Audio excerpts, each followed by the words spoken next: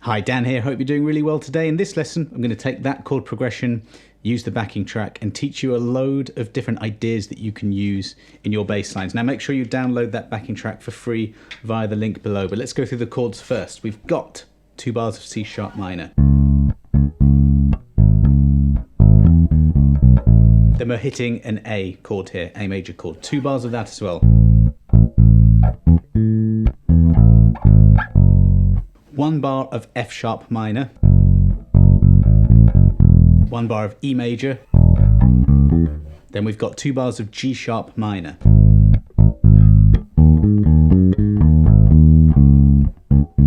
Now this is the type of chord progression you might receive to play, in my case I do a lot of online remote sessions, so I might get that chord progression and I need to make up a bass line quickly. You might get it in a rehearsal, if you're playing in church on Sunday. There's a whole host of reasons why you might get given chords and you have to learn, or not learn, you have to make up a bass line instantly. So what do we do? Well, look, we need to find the key. What key is this piece of music in? Those notes I'm playing there, I'm using those to craft a bass line. The first chord is C sharp minor. The first chord in a chord progression doesn't always tell you the key, but it often does. And that is actually the key of this piece of music, C sharp natural minor, or just C sharp minor you would say. Now that's a 1 octave C sharp natural minor scale.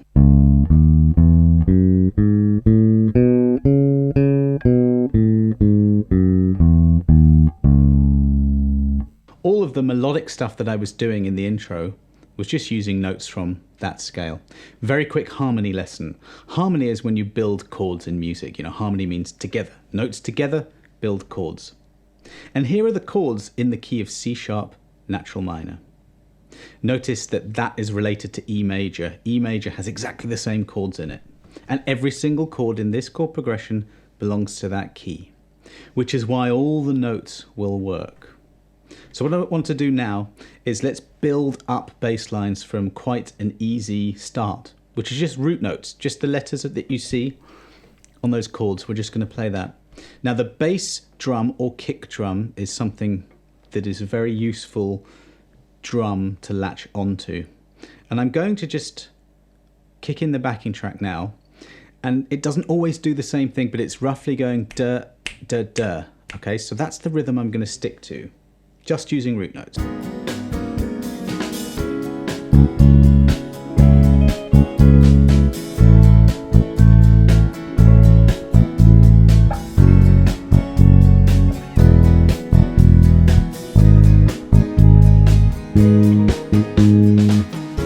So that's the first thing you could practice. Remember to download that track and do it. Obviously, you really need to know where all those notes are. And as you're playing, you might feel pressure to get to the next one. That's good. It's going to really teach you to learn the notes. That's just root notes sticking to a bass drum. You don't have to do that, but it's something that you will hear a lot in bass lines. Let's add one layer onto that. Let's add the fifth. The fifth is just very easy to find if you have a scale. So for example, that C sharp natural minor. Treat the first note, the root note, that's the lowest in the scale, as 1, and go up 5. I'm sure you know this. And you find the fifth, okay? If you play that fifth down the octave, it's still a good note to play. I'm just going to do that now.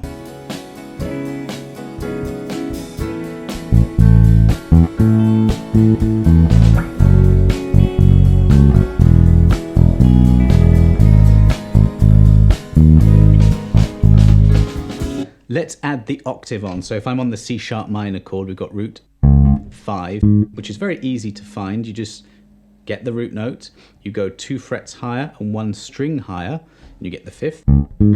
1 more string and you get the octave. Let's see what that sounds like.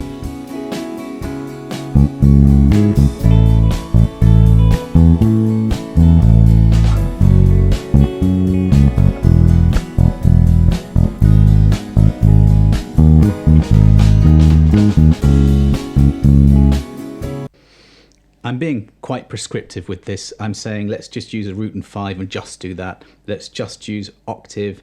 When you're playing and in practice, when a session player or a professional player plays, they're not thinking about any of these things.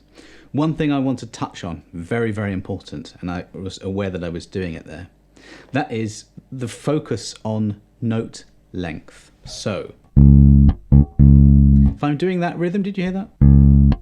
That little middle note there was quite short, and that one was long. Let's keep things very simple. I'll probably just do roots, fifths, and octaves, but this time I'm probably going to add a few more rhythms in and play around a little bit with the note length. Have a little listen for this.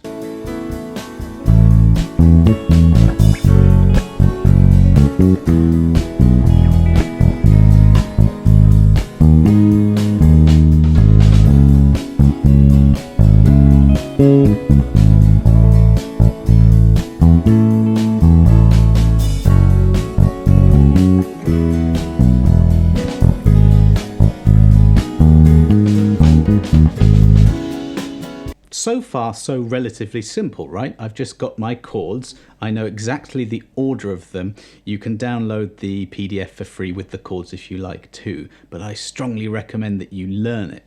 And you'll fall on patterns as well, but you'll see where the notes are. But just then, I really did keep it simple. I used just roots, just fifths, just octaves, and I think anyway, I felt really good and comfortable with just altering rhythms and note length, and that sounded quite good to me. Next, we're going to do exactly the same thing, except I was really itching to make it a little bit more melodic and to stitch together the chords in a more musical way. And you do that by using the notes in the scale. Let me give you a demonstration, then I'll explain further.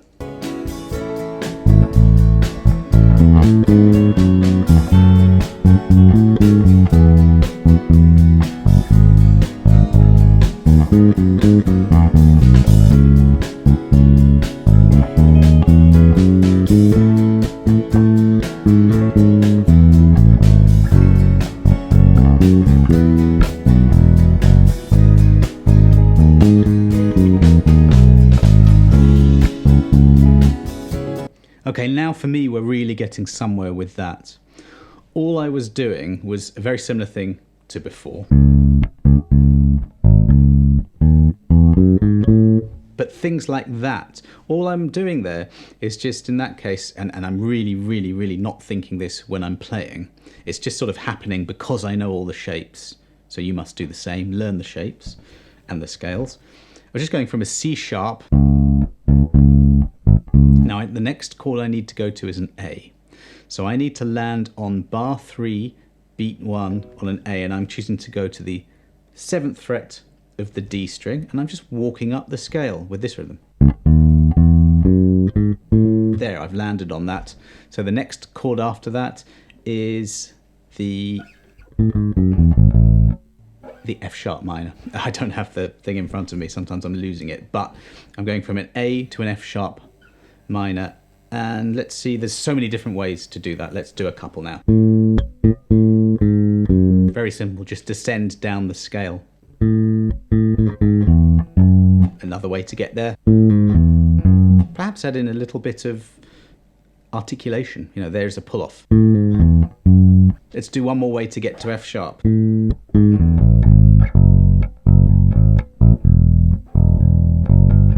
There, I just did a chromatic thing there. You don't have to use notes from the key. You can use notes from outside.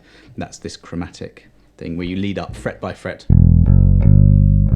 It gives a little bit of tension before you hit the note.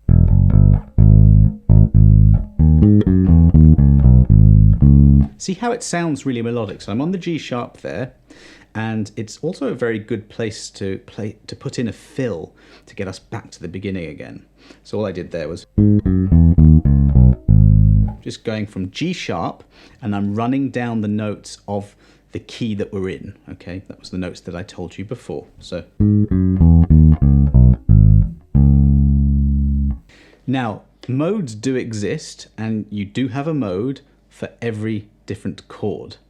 You don't really need to learn that though, because if you're just playing those notes that I've just showed you from C sharp natural minor, or E major if that's how you want to think about it, you will be playing modes. Not really going to go too much further into modes, but I do often use them. That would be a Phrygian one. So whether you know that or you don't, it doesn't matter. Just play the notes of C sharp natural minor and you'll be doing it. Okay, let's go to another idea here, and that's arpeggios. We've already really touched upon it a little bit because a root and a fifth and an octave are some notes in an arpeggio, but if we flesh it out a little bit, on the C sharp minor chord, we can play those notes. Root, flat third, that's the fifth, that's a flat seven, that's the octave. All choice notes that you can use in bass lines. A, that's an A major 7 arpeggio. F sharp minor now, 7. F sharp minor 7, exactly the same as that C sharp minor 7. Then we've got E major 7 and G sharp minor 7, exactly the same as those other two minor 7 arpeggios. Now I can use all of those notes within each arpeggio or a couple of them. The choice is mine. Let's see what that sounds like. This might sound a bit like an exercise because I am going to try and play all those notes, so it's probably not going to sound that great.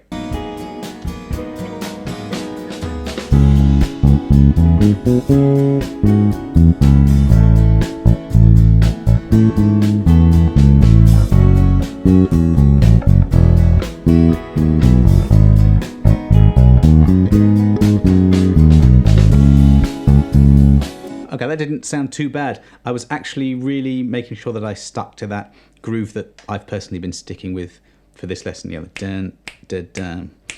If you hear another rhythm that you want to play along to this backing track, go with it. But did you hear how all of those arpeggio notes, they sounded good, okay? Right, I do want to touch more on fills now and melodicism and being maybe a little bit busier. And that really just comes from adding more notes from the scale and also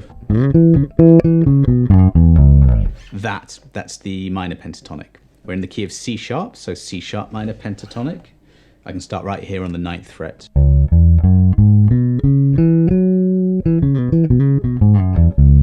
All of those notes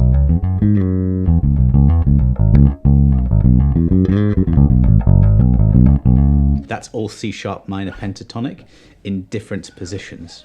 I do have plenty of lessons on the minor pentatonic, so do search on my channel or my website for more on that. But if you add some of those notes, obviously if you add too many it will probably be overplaying, but let's go with it. Either in between the chords or used as fills, it will sound quite cool.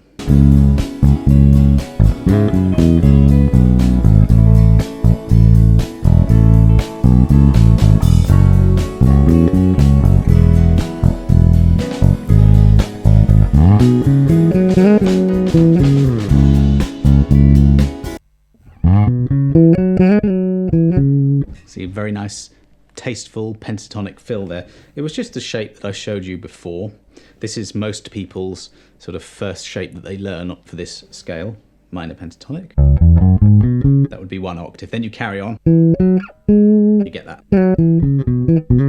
Very good thing to practice is just to play that shape like this, then add that note in, and because you're coming out of position there, you either have to shift or you can slide. So I'm keeping my thumb at the back of the neck here and just kind of going like that to get that 3rd finger 2 frets higher. So this, in this case, that's onto the 13th fret. You can slide backwards as well. And if you use hammer-ons, vibrato, bends, and those kinds of articulation techniques, you really inject flair into your playing. So, you know, that's about as many ideas as I can think of off the top of my head right now. I like doing lessons like this, where I make a backing track and just make stuff up on the spot, just really to show you how you know, how we think as bass players and how you can get some of these elements into your playing. And you do have to have a very good grasp on them, you know, the notes, the scales and the patterns and the shapes. And once they're in your head, you can start to express ideas freely. That's, I think, what it's all about. So first things first, click the link below, download the PDF, download the free backing track, and then just get to work with some of these ideas. Hope you enjoyed that video. Please do give it a like and subscribe to the channel. That really helps things tick along nicely. If you have any questions, let me know. I'll see you on the next lesson.